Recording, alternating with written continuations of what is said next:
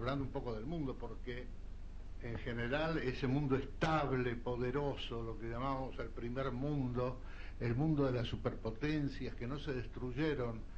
a partir de la Segunda Guerra Mundial, sino que finalmente terminaron equilibrándose, ese mundo entró en nuevos peligros. Los que habían soñado como Fukuyama en el fin de la historia deben estar muy decepcionados, porque la historia siempre aparece como un gato inesperadamente por la claraboya menos pensada, y esto es lo que pasó recientemente. Este superpoder mundial, este poder de la tecnología unido a la economía,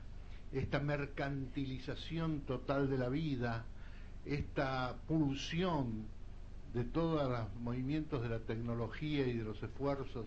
para conseguir más bienes, más bienestar y sobre todo más capital, y la reproducción ya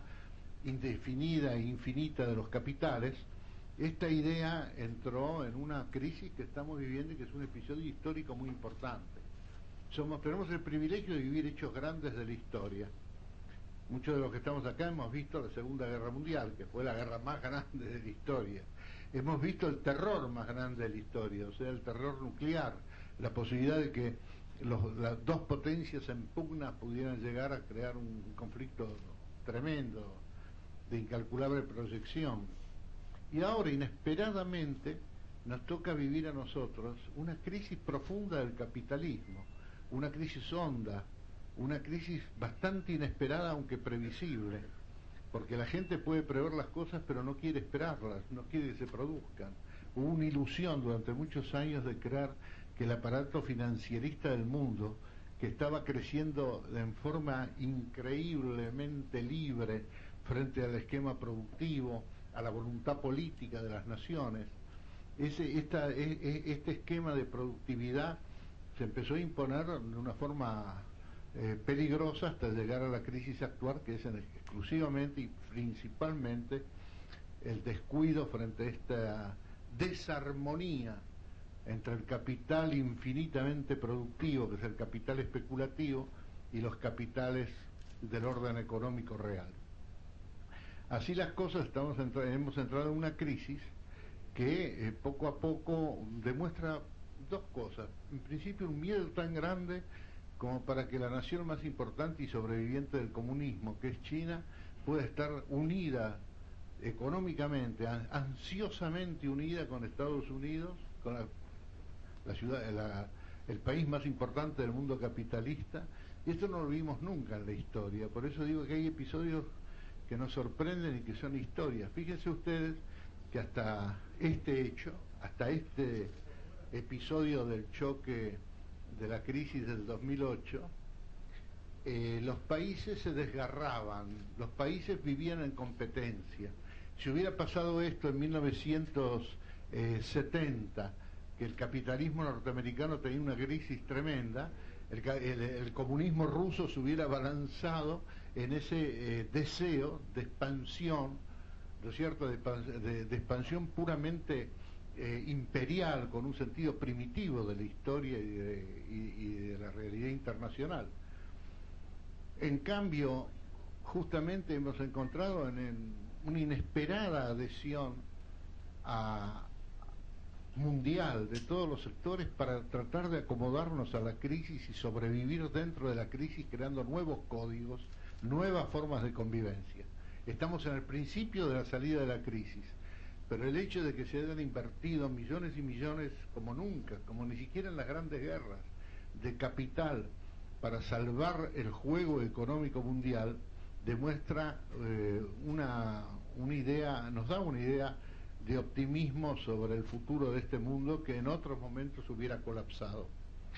El colapso de Estados Unidos en 1929 llevó y tuvo una duración importante, porque no solamente fue un episodio económico de las empresas, sino que llevó a una recesión, a una caída de la forma de vida, a una caída de la calidad de vida y sobre todo a situaciones sociales increíbles que Argentina no conoció en los años 30, pese a que nosotros creemos que hemos sufrido más que otros, ¿no? Que a veces los argentinos queremos tener el privilegio del dolor o del sufrimiento, pero Estados Unidos, a partir del año 32 y ya con Roosevelt, inicia una durísima tarea para recomponer su vida social y le lleva hasta la guerra. Casi la guerra es un momento de desahogo en 1940. Quiero decir con esto de que la crisis que estamos viviendo ahora está llevando tal vez a una reorganización profunda y necesaria de un capitalismo muy enfermo. Es como la poda de un árbol añoso, pero que ya tenía zonas de corrupción insoportables.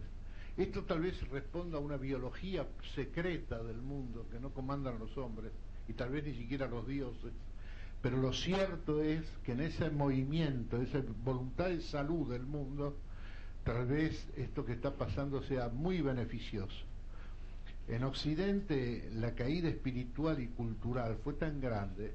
que se subestimó, se pensó que la caída cultural era un episodio adjetivo, como a veces se tiene la cultura como algo marginal o adjetivo, y es central. Y pensó tal vez Occidente que lo único que su carta final era una carta puramente economicista, la imagen del burgués enriquecido, el sentido de, digamos, mercantilista en todos los aspectos de la vida, y por último el hecho de que la política, que representa la voluntad de cómo queremos vivir, en el fondo la política no es solamente lo que llamamos política en ese sentido exterior de combate por posiciones y poder imponer nuestra voluntad o la voluntad de poder o la voluntad de creación de cada sector, sino que la política en sí misma tiene la relación profunda de la expresión de un pueblo de cómo queremos vivir, cuál es la calidad de vida. Occidente olvidó su calidad de vida, lo que llevaba desde su religión, lo que llevaba desde su sociología, su sentido hedonista de la vida se fue transformando en algo muy superficial, muy exterior. Creó una sociedad de consumo verdaderamente agobiante y una sociedad de exclusión finalmente. Esta visión no es catastrófica, es simplemente la descripción de una crisis inédita por su importancia y que nos tiene que tener en una posición de atención y de optimismo disponible, porque realmente ya vemos caminos de voluntad de solución mundial. En realidad nosotros, nuestra generación, está viviendo la muerte de dioses perdidos. Estamos viviendo la muerte de grandes ideologías, la ideología occidental fundamental del capitalismo liberal, que cree en el hombre creador, en el hombre que tiene que expresarse también su libertad en el orden creativo de la economía, que cree en la sociedad de las libertades humanas, de los derechos humanos, y que cree que una sociedad con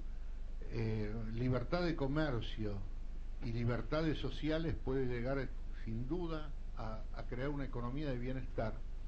Esto funcionó durante mucho tiempo como una esperanza occidental. Los países modélicos, los países que les iba bien, los países que enseñaban, que hicieron la carrera de la productividad, de la producción, de la tecnología, pero poco a poco fueron creándose continentes de opulencia, islotes de opulencia y continentes de pobreza. La idea fundamental occidental, no religiosa de Occidente, que era la idea de esta libertad creativa, economicista, liberal, la idea liberal del mundo, entra en una crisis tremenda que no se confiesa a sí misma. Hacia 1970, por ejemplo, si vemos los libros de sociología de la época, de los años 60, después de la guerra, todavía todas las sociedades podían creer que cumpliendo con ciertas condiciones llegaban a la economía de bienestar. O sea que la integración del hombre, la superación del hambre, la superación de bolsones y países y regiones postergados se tenía que dar inexorablemente en base a esta idea única de la sociedad liberal, creativa, productiva, tecnocrática, tecnológica. Bueno, no pasó eso tan así. Y entramos en una gran crisis porque esa idea del hombre occidental, un hombre muy exterior, un hombre que está viviendo en relación a la sensación, a la idea